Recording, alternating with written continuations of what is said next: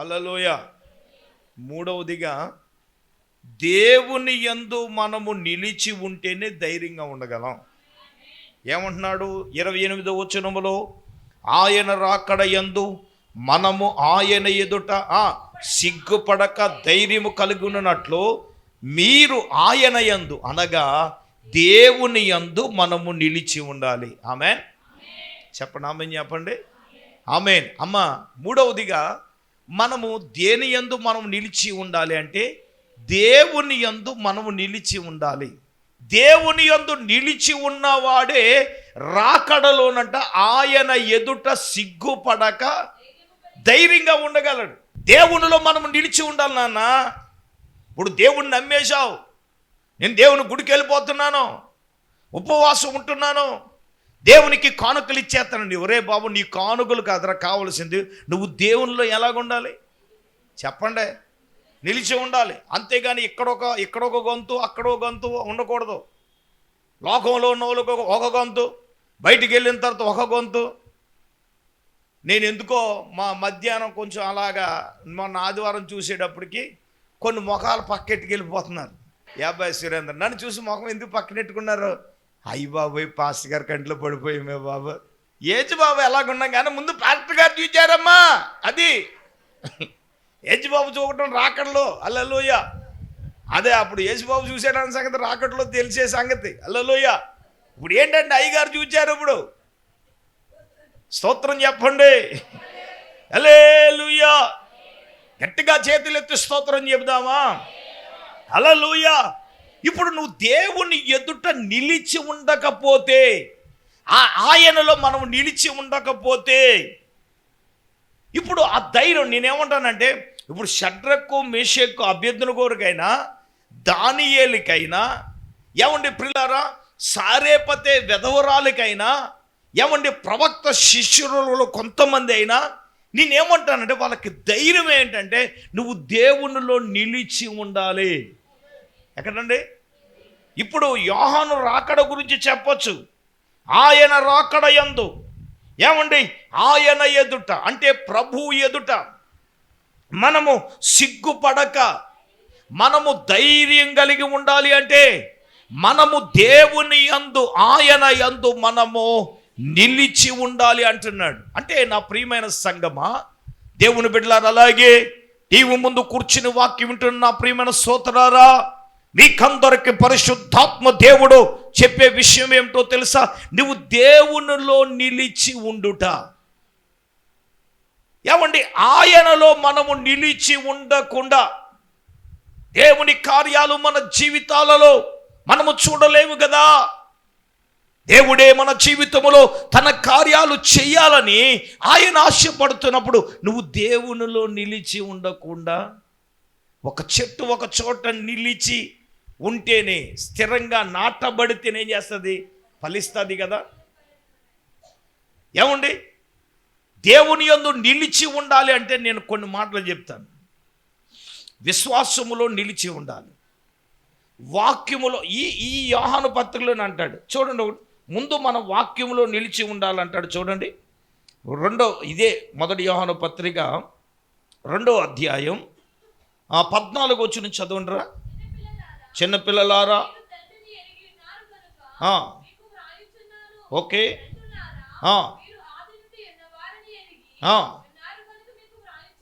Okay,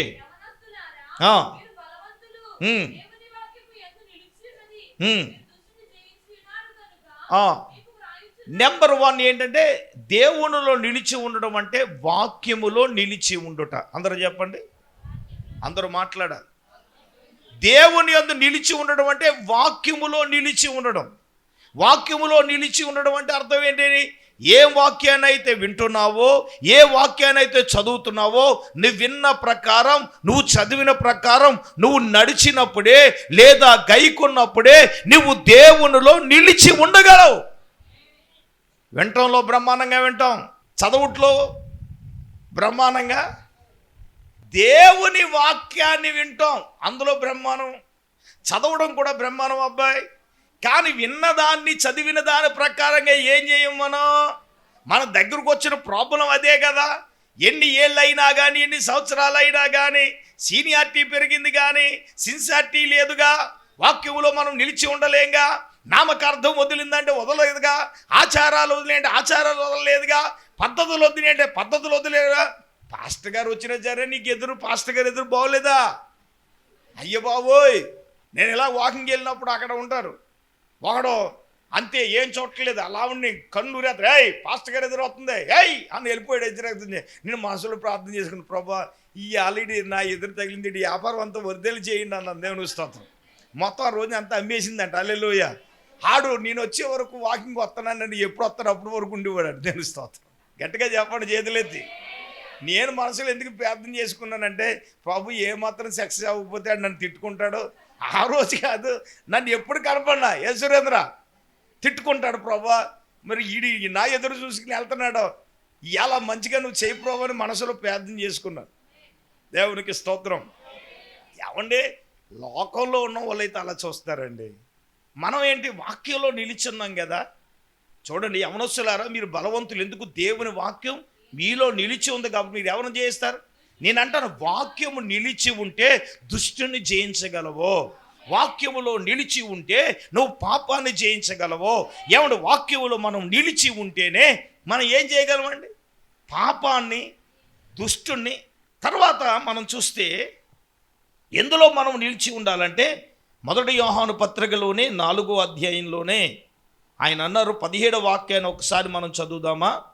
16వ వాక్యం.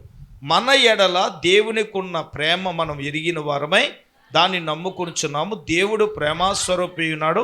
ప్రేమ యందు నిలిచి ఉన్నవాడు దేవుని యందు నిలిచి ఉన్నాడంట. దేవునికి స్తోత్రం. రెండవదిగా, దేవుని యందు నిలిచి ఉండడం అంటే అర్థం ఏమిటి? ప్రేమనందు నిలిచి ఉన్నవాడే దేవుని యందు నిలిచి ఉన్నాడు. చాలామంది పెదాల మీదే ప్రేమ ఉండేస్తారు. రక్త విజయం పప్పలో రక్త విజయం ప్రేమ కారిపోద్ది. మత్తగారంటే ఏంటి అనుకుంటున్నావు? అయ్యగారంటే ఏంటి అనుకుంటున్నావు? రక్త నీ ప్రేమ తగల మాటలతో కాదో, క్రియారూపకంగా చూపించాలి ప్రేమ. హల్లెలూయా. చెప్పండి గట్టిగా హల్లెలూయా. ప్రేమ మాటలతో కాదమ్మా, క్రియారూపకంగా చూపించాలి ప్రేమ. అది అర్థమవుతుందా? దేవుడు అన్నాడు, లోకమును ఎంతో ప్రేమిస్తున్నానని చెప్పాడు. ఆయన ప్రేమించింది మాటలతో కాదు, క్రియారూపకంగా చూపించాడు. మన పాపముల కొరకు ప్రాయశ్చిత్తమైనంతగా, మరణించే అంతగా ఆయన ప్రేమను మన ఎడల ఆయన వెల్లడిపరిచాడు. క్రీస్తు ప్రేమలో నిలిచి ఉన్నవాడే దేవుళ్ళు ఏం చేయగలడు? నిలిచి ఉండగలడు కదా. నేనేమంటాను, దేవుని యందు నిలిచి ఉన్నవాడే రాకడలో ఆయన ఎదుట ధైర్యంగా ఉండగలడు కదా. ఇది మూడవది. నాలుగవదిగా ఇప్పుడు చదివాం కదా, 1 యోహాను పత్రిక 4వ అధ్యాయం 16-17 వచనాలు చదువుదాం మరొకసారి. అయితే అమ్మ 1 యోహాను పత్రిక 4వ అధ్యాయం 16-17 చదువుదాం. చూడండి, ప్రేమ యందు నిలిచి ఉన్నవాడే దేవుని యందు నిలిచి ఉన్నాడు, దేవుడు వాని యందు నిలిచాను. 17వ వచనం, తీర్పు దినమందు మనకు ధైర్యము కలుగునట్లు. చెప్పండి, దీని వలన ప్రేమ ఏమైంది? చెప్పట్లేదు.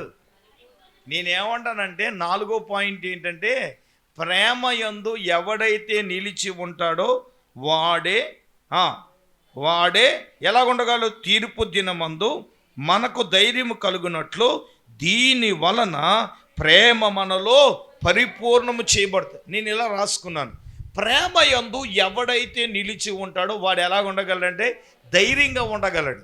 ఆమేన్ చెప్పండి, ఆమేన్ చెప్పండి, ఆమేన్. దేంట్లో నిలిచి ఉండాలి నాన్న? ప్రేమలో నిలిచి ఉండాలి. అందరినీ ఒకే రీతిగా ప్రేమించాలి. ఒకను ఒకలాగా అదేం లేదు.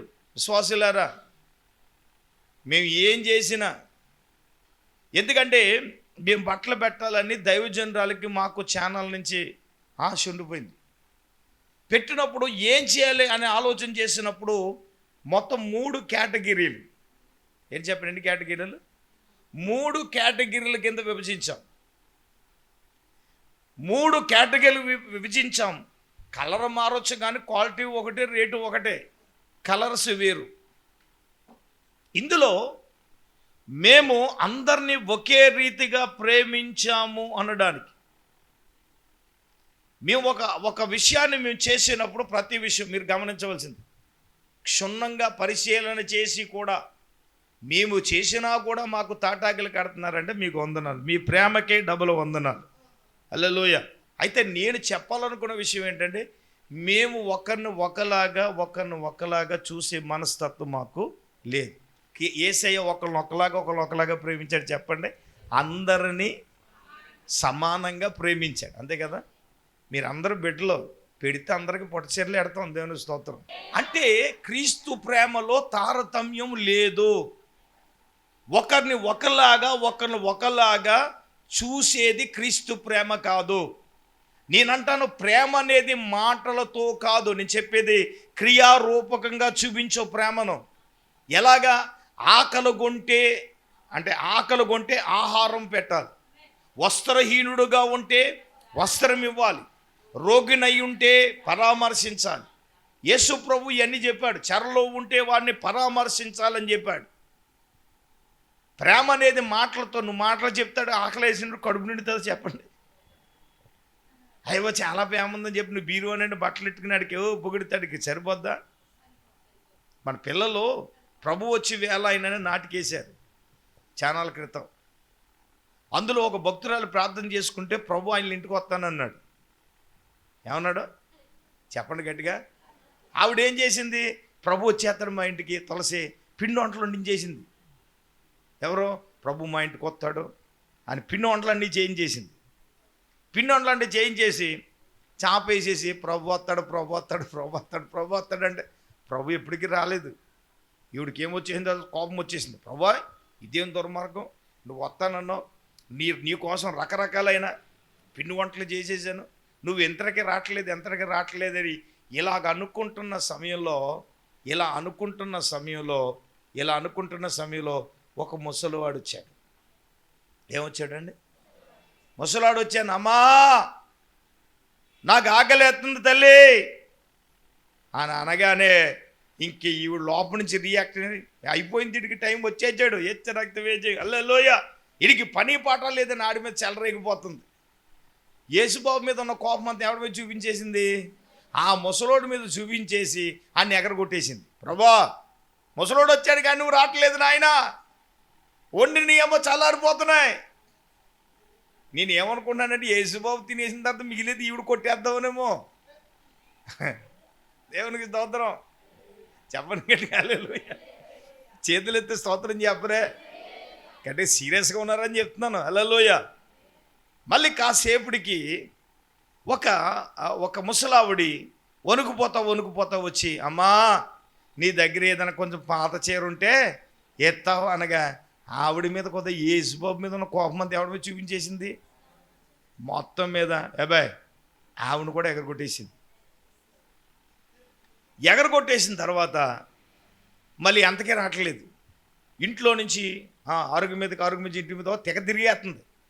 ఈ లోపల ఒక చిన్న పిల్ల పరుగున వచ్చి, అమ్మా దాహం వేస్తుంది కానీ నీళ్ళు ఇవ్వమంటే ఆ పిల్ల మీద కూడా నోరుచికి పడిపోయింది పెద్ద మనిషి. అయిపోయిన తర్వాత వెళ్ళి మోకాళ్ళు వేసేసి, ఇదేం ధర్మం ప్రభా, నీకోసం ఇన్ని వంటలు చేసి నీకోసం ఎదురు చూస్తే ఇప్పుడు వరకు నువ్వు రాకపోతే ఎలాగానంటే ప్రభు అన్నాడంటే మెల్ల సరం, నేను 3 సార్లు వచ్చి 3 సార్లు వెళ్ళిపోయినాను అన్నాడు. చప్పలు కొట్టండి. ప్రభా నేను ఈ గుమ్మం దగ్గర ఎదురుగా ఉన్నానయ్యా, నువ్వు ఎప్పుడు వచ్చావు అని అంటే ముసలోడు రూపంలో వచ్చాను, ముసలమ్మ రూపంలో వచ్చాను. ఇంకంతే యేసుబాబు మాట ఏంటమ్మా అనేసి ఈదులో తిరిగేస్తుందంట. ముసలోడు కనిపించాడా? ముసలమ్మ కనిపించిందా? పిల్ల కనిపించిందా? ప్రేమ అనేది మనము మాటలతో కాదు క్రియారూపకంగా చూపించాలి. అంటే ఆకలిగుంటే అన్నం పెట్టు, వస్త్రహీనుగా ఉంటే వస్తుంది. నేను ఎందుకు చెప్తున్నానంటే మనం ప్రేమించాలి. పోయిందేముంది ప్రేమిస్తే? ఒకటి ఏం చేస్తున్నాడు, నేనేమన్నాను, శత్రువును నువ్వు ప్రేమించడం అంటే ఆడ ఆకలిగుంటే అన్నం పెట్టు, దాహంగా ఉంటే నీళ్ళు ఇవి, అలా చేస్తే నువ్వు శత్రువుని నువ్వేం చేసిన ప్రేమించినట్లే కదా. చూడండి, ప్రేమ యందు ఎవడైతే నిలిచి ఉంటాడో వాడే ధైర్యంగా ఉండగలడు. ఎందుకంటే పరిశుద్ధుడు యోహాను తన పత్రికలో ఏమన్నాడండి? విశ్వాసము, నిరీక్షణ, ప్రేమ నిలుచును, వీటిల్లో శ్రేష్టమైనది ఏంటి? ప్రేమ. చెప్పండి, వీటిలో శ్రేష్టమైనది ఏంటి? ప్రేమే. దేవునికి స్తోత్రం. చెప్పండి గట్టిగా హల్లెలూయా, హల్లెలూయా.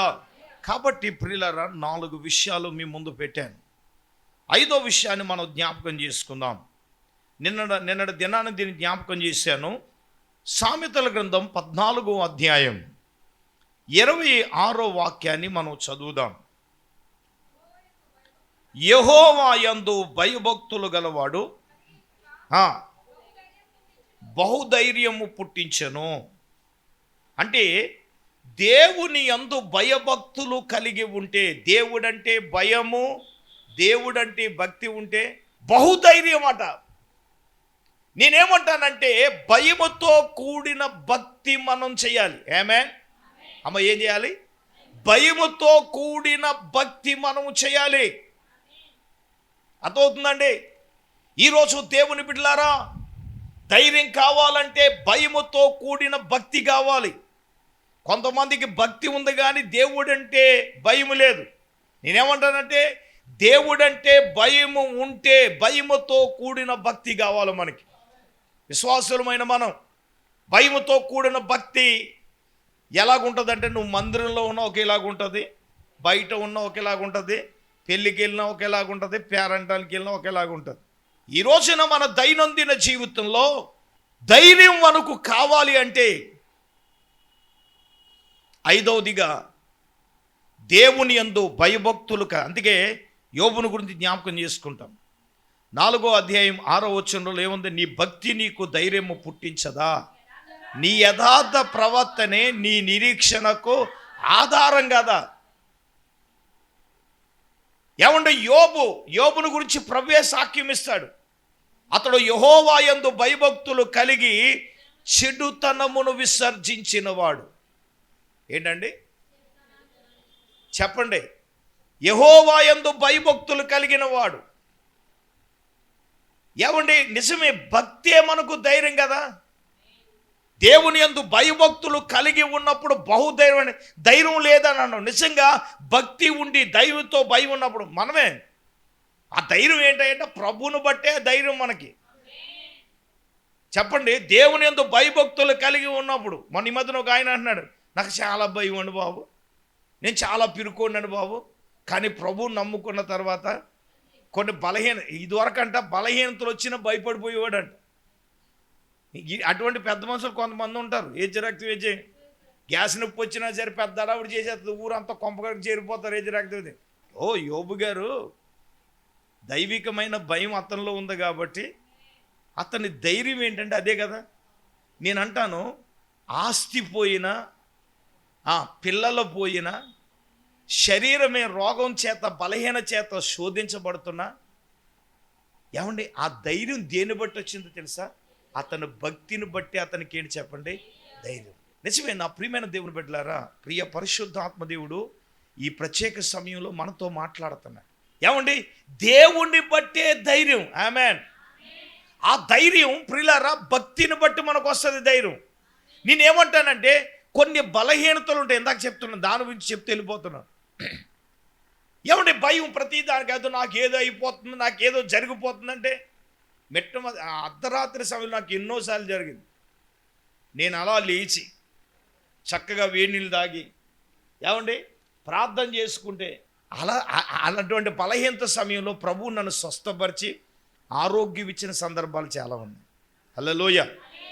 నేను అంటాను, ప్రతి దానికి చిన్న చిన్న బలహీనతలకు కూడా మనం భయపడుతూ ఉంటాం. నీకు ధైర్యాన్ని ఇవ్వడానికి నేను చెప్తున్నాను. సమయంలో ప్రభువా నువ్వు చెయ్యేసుకుని నీ దగ్గర పెయిన్ దగ్గర ఉన్నప్పుడు, ప్రభువా నువ్వు ఈ సమయంలో నువ్వు స్వస్థపరచాలి, నిన్ను నమ్ముకొని ఉన్నాను అని నువ్వు ప్రార్థన చేసుకుంటే ఏమండి ధైర్యంగా, ఆ ధైర్యం నీ భక్తి ద్వారా నీకు ధైర్యం రావాలి. హల్లెలూయా. ఇప్పుడు యోబు గారు అన్నారు, నీ భక్తి నీకు ధైర్యం పుట్టించదా? అవును, దేవుని యందు భయభక్తులు కలిగిన అదే ధైర్యం దావీదులో ఉన్న అదే ధైర్యం షడ్రకు మేషకు అబేద్నెగోల వారిలో అదే ధైర్యం. ఈ రోజున ప్రభువు నీ ధైర్యాన్ని నింపడానికి నీవు దేవుని యందు భయభక్తులు కలిగి ఉండాలని పరిశుద్ధాత్మ దేవుడు చెప్తున్నాడు. నీవు దేవుని యందు భయభక్తులు కలిగి ఉన్నప్పుడే ఆ ధైర్యాన్ని ఇస్తాడు. సరే, సమయం అవుతుంది కాబట్టి మనము ఇంకొక విషయాన్ని మనం జ్ఞాపకం చేసుకుందాం. అది ఏమనగా పేతురు తిమోతి రాసిన మొదటి పత్రిక 3వ అధ్యాయము 13వ వచనం చదువుదాం. మొదటి తిమోతి రాసిన పత్రిక 3వ అధ్యాయం 13వ వచనం. పరిచారకులై ఉండి ఆ పనిని బాగుగా నెరవేర్చువారు. ఓకే, క్రీస్తు యేసు నందలి విశ్వాసమందు బహుధైర్యము గలవారమగుదుము. హల్లెలూయా. ఎన్నోది? 6వదిగా క్రీస్తు యేసు నందలి విశ్వాసము బహుధైర్యాన్ని. అర్థమవుతుందండి? క్రీస్తు యేసు నందలి విశ్వాసం ఉంటే నీకేంటి చెప్పండి? ధైర్యం అండి. ఆమేన్. దేవుని యందు ఏం చేయగలడు?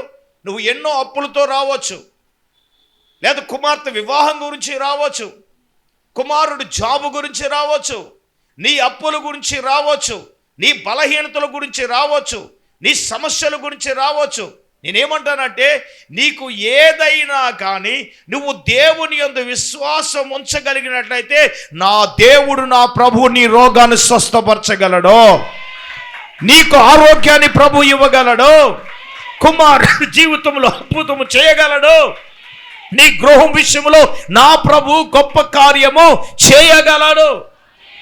దేవుని యందు విశ్వాసం ఉంచుడు ద్వారానే కదా ధైర్యం. ఆ పక్షవాయు గలవారితో ఏమన్నాడు? నీ విశ్వాసాన్ని బాగు చేసి నువ్వు ధైర్యంగా ఉండన్నాడు కదా. నిన్నే చెప్పాను. అలాగే మత్తయి సువార్త 9వ అధ్యాయం 22వ వచనంలో కూడా 12 ఏళ్ల రక్తస్రావ స్త్రీతో కూడా నువ్వు ధైర్యంగా ఉండు, నీ విశ్వాసమే. అక్కడ ఏందో అది చదవండి ఒకసారి. మత్తయి సువార్త 9:22 చదవండి. మత్తయి సువార్త 9:22.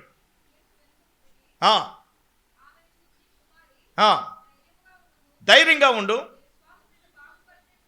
దేవునికి స్తోత్రం కలుగునుగా. యేసు ప్రభు ఆమెతో చెప్తున్నాడు, నేను ఆయన దగ్గరికి వెళ్తాను, ఆయన వస్త్రం ముడతాను, బాగుపడతానని విశ్వాసంతో వెళ్ళిందిగా. ఆయన వస్త్రాన్ని ముట్టింది కాబట్టి నా ప్రభువే ఆమెను స్వస్థపరిచాడు కాబట్టి, ఆరోగ్యం ఇచ్చాడు కాబట్టి ఏమన్నాడు? నువ్వు ధైర్యంగా ఉండు, నీ విశ్వాసమే నిన్ను ఏం చేసింది? అదే కదా మరి. నువ్వు విశ్వాసంలో ఉంటే, క్రీస్తునందు విశ్వాసమే నీకు ధైర్యాన్ని నింపేస్తుంది. ఆమేన్ చెప్పండి. ఆమేన్ చెప్పండి. ఆమేన్. కాబట్టి నా ప్రియమైన వారలారా, విశ్వాసమే మన జీవితాలలో ఎటువంటి కార్యాలైనా చేస్తుంది. ఇక్కడ ఏమన్నాడు? క్రీస్తు యేసు నందలి విశ్వాసమందు మీరు బహుధైర్యం కలవారు అవుతారు. అంటే ఆ విశ్వాసమే నీలో, నాలో, మనలో ధైర్యాన్ని నింపేది. ఆమేన్ చెప్పండి. ఆమేన్ చెప్పండి. ఆమేన్. చివరిది ఏడవది. అపోస్తలుల కార్యగ్రంథం 4వ అధ్యాయం 31వ వచనము చదువుదాం. వారు ప్రార్థన చేయుచుండగా కూడి ఉన్న చోట కంపించెను. అప్పుడు వారందరూ పరిశుద్ధాత్మతో నిండిన వారే దేవుని వాక్యమును బహుధైర్యముగా బోధించారు. అనగా పరిశుద్ధాత్మ చేత ఎవరైతే నింపబడతారో వారిలోనికే ధైర్యం వస్తుంది. ఆమేన్. పరిశుద్ధాత్మ చేత నింపబడిన వారు ధైర్యంగా ప్రార్థన చేయగలరు. ఏమండి? పరిశుద్ధాత్మ చేత నింపబడిన వారు ఇతరులకు ధైర్యంగా సాక్ష్యం చెప్పగలరు. పరిశుద్ధాత్మ చేత నింపబడిన వాడు ధైర్యంగా ఇతరులకు వాక్యము చెప్పగలరు. ఆ ధైర్యం ఎప్పుడు వస్తుందో తెలుసా? నువ్వు పరిశుద్ధాత్మ చేత నింపబడినప్పుడు. ఆమేన్. అందుకే ఆరాధన జరిగేటప్పుడు పరిశుద్ధాత్మ చేత నింపబడాలి, అన్య భాషలతో మాట్లాడాలి, ప్రవచనాలు పలకాలి, భాషలకు అర్థం చెప్పాలి, సంఘము క్షేమాభివృద్ధి చెందాలి. అంటే విశ్వాసులైన వారట పరిశుద్ధాత్మ చేత నింపబడాలి. నా సమయం అయింది. 7 సంగతులు మీ ముందు నేను పెడుతూ ఉన్నాను. సంగమా, ప్రభువు నీతో, నాతో, మనతో మాట్లాడగా మోకరించండి. కళ్ళు మూసుకుందాం. 7 విషయాలు మనం జ్ఞాపకం చేసుకుందాం. ఆత్మీయంగా దేవుని బిడ్డలు ఆత్మీయంగా అందరూ కూడా ఒక నిమిషం ఆత్మ పరిశీలన చేసుకుందాం.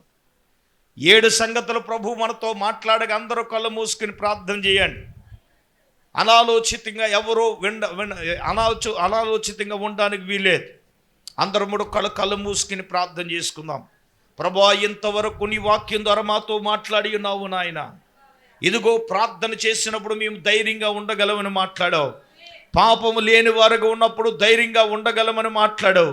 నీ యందు మేము నిలిచి ఉన్నప్పుడు ధైర్యంగా ఉండగలమని మాట్లాడావు. ప్రేమ యందు నిలిచి ఉన్నప్పుడే ధైర్యంగా ఉండగలమని మాట్లాడావు. అయ్యా, నీ యందు భయభక్తులు కలిగి ఉన్నప్పుడే ధైర్యంగా ఉండగలమని మాట్లాడావు నాయన. అలాగే ప్రభువా, విశ్వాసం యందు మేము ఉన్నప్పుడే ధైర్యంగా ఉండగలమని మాట్లాడావు. పరిశుద్ధాత్మ చేత నింపబడినప్పుడే ధైర్యంగా ఉండగలమని మాట్లాడు. ప్రార్థన చేసుకుందాం. నేను ఒక చిన్న ప్రార్థన చేస్తాను.